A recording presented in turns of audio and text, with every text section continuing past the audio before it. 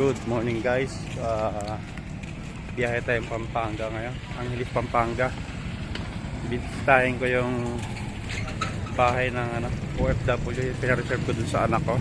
Tagal na yun. Mag 2 taon na yun.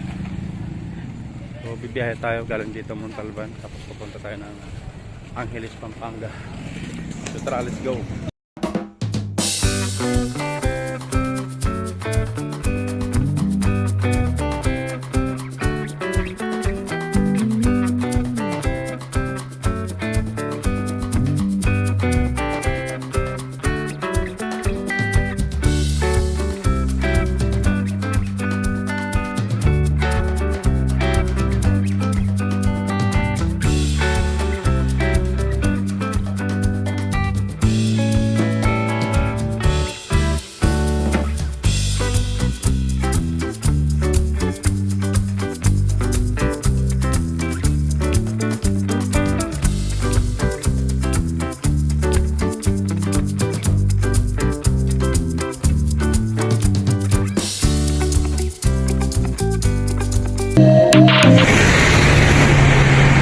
Dito tayo sa EDSA.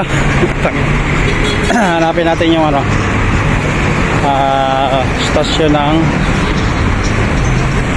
5 star or Victory. Saka yan papuntang Angeles, Pampanga.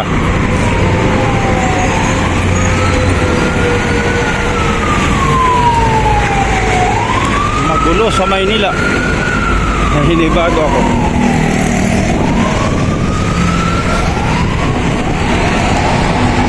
So guys, nandito na tayo sa bus, no?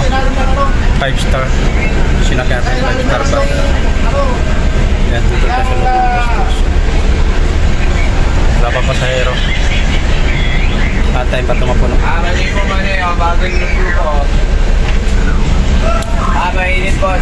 Road trip, vroom vroom, skirt skirt, zoom, sabay, no room.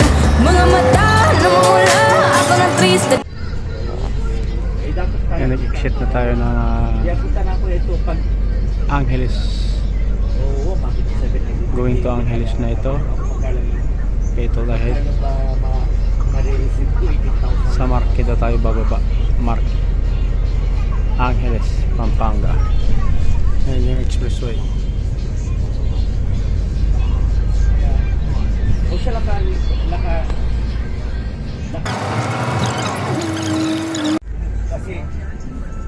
Yun, dito yung kainan. Marque. Tuwa-tuwa sa iyo. Saan po sa kayan papunta ka na? Jeep yan. Jeep, okay. Kaya nga lang.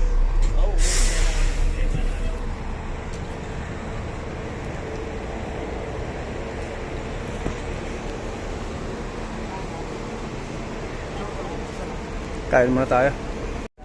Kain muna tayo.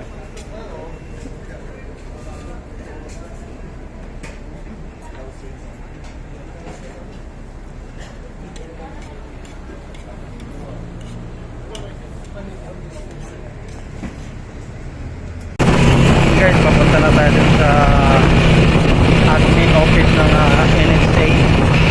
Pero sabi ng mga tricycle driver, mukhang nilipat na daw. Tingnan natin kung anong sitwasyon. Lumipat pa rin ng office. Dito tayo sa barangay na Katungkod. Angeles nito, Angeles.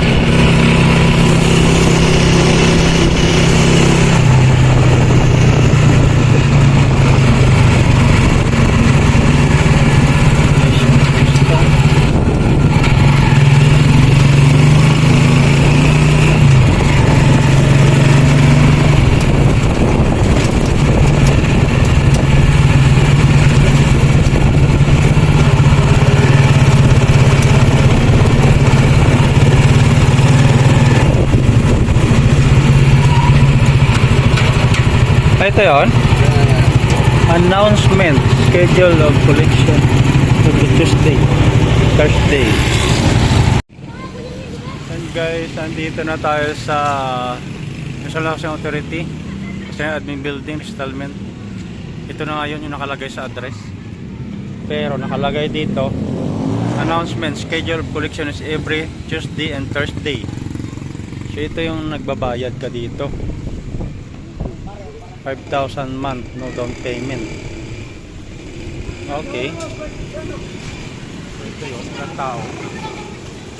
Dahil araw ngayon ng Lunes, ang collection lang nila is Tuesday and Thursday. So saan tayo magpupunta?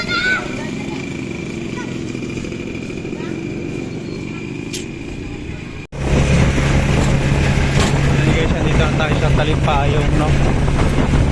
Ito, dito. Palayan pa to.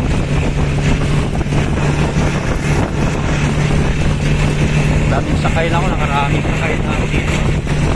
Saan to? Bundok ng Rayat. Bundok ng Rayat, saan? Ayun! Balik ko!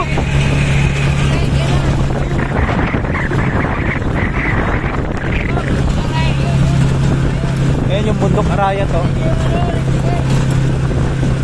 Kaya tinawag siyang Arayat President kasi malapit sa Arayat. Mount Arayat.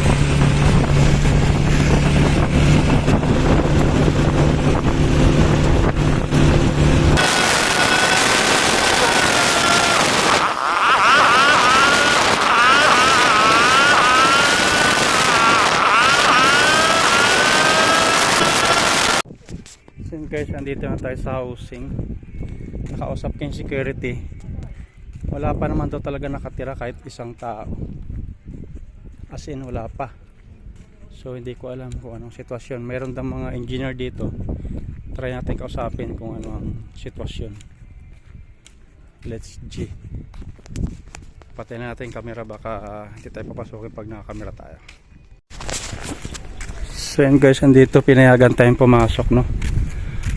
As in wala pa talaga nakatira, hindi pa siya na turnover. Ayun, dahaba na ng mga damo. Kung tutuusin, tapos na yung mga unit. Ayun, tapos na yung mga unit. Ewan ko, nagka-problema yata ito. Bakit ganito? Ayun, may backhoe pa nga, oh. Tapos na ang mga unit. Andiyan, naka-ready ng mga kuryente. May mga kawad na ng kuryente. May ilaw na nga, eh. Yan. May mga ilaw na yung mga streets nila. As in, tapos na yung bahay, lahat, oh. Mahaba na yung mga damo. Palagay ko dito nagka-problema to sa government at sa developer. Pag hindi pa bayad to, nagkaroon siguro ng issue. So ayan, hanapin natin yung location. Ganda ng view. Kaya nagustuhan to ng anak ko. Tanaw yung Mount Arayat.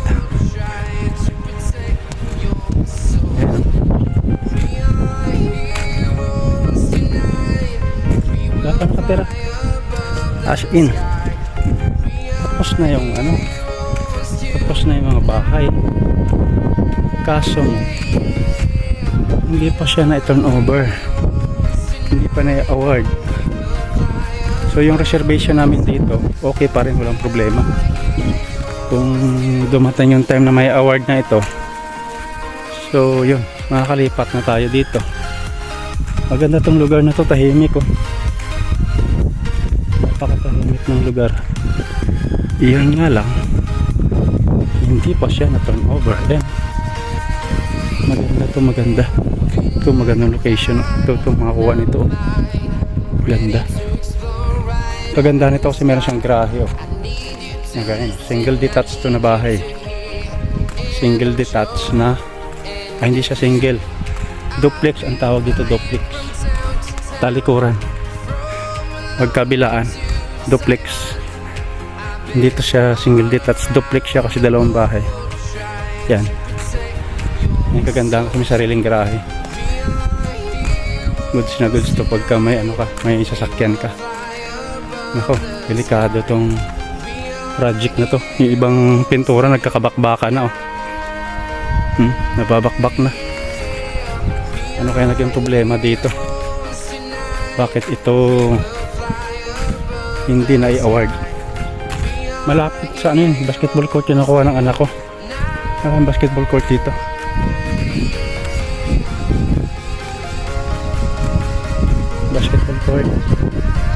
saan ka. Wait lang, hirapan natin yung documents natin. Hirapan ako. So feeling ko dito yung ano, dito yung basketball court, dyan. Basketball court yan dyan. Hindi ko lang sure, at malamang sa malamang dito ang location na nakuha ng anak ko. Dito banda. O kaya doon. Basta feeling ko lang doon. Or dito. Baka hanggang dito lang sila. Kasi wala akong nakikita ang basketball court. Baka hindi pa natapos. Ayun o. Ang kagandahan yan. Ayun o. Kita yung Mount Arayat. Napakaganda ng location. Tapos open yan. Napakaganda ng location na ito. Ayun na. Kasira-sira na yung bubong. Napakasayang ng project niya ito kung hindi ito may turnover kaagad. Nagkakasira-sira na yung mga ano, tanggal na yung bubong, yung alulod niya. Yun nga, delikado dito, hampas sa hangin. Maganda siya, mahangin, malamig dito, hindi siya mainit. Napakaganda ng lugar na ito. Ang tanong, bakit hindi nito turnover? Tapos na ang housing, tapos na lahat, as in humaba na yung damo. Nagka-problema to sa kontrata. Ayun, mga pintura na babakbak na. Paano na yan? Ganda dito, kita yung mga karaya.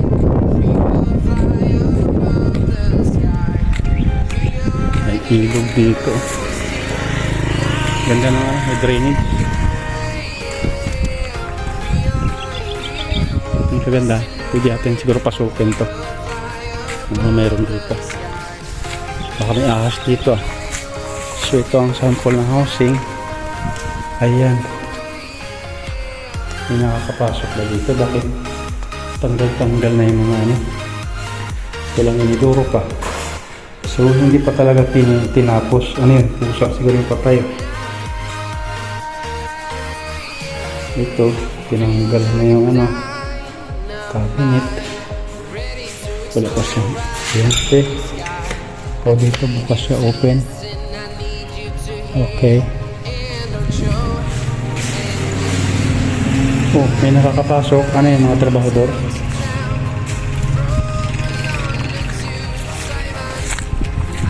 So ayan, ito yata yung patubig. Napakalayo. Nasaan yung basketball court? Yun ang gusto ko makita kasi doon malapit yung ang unit ng anak ko. Siguro dito.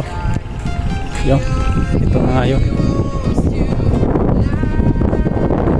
Dito siguro yung basketball court na hindi pa nagagawa.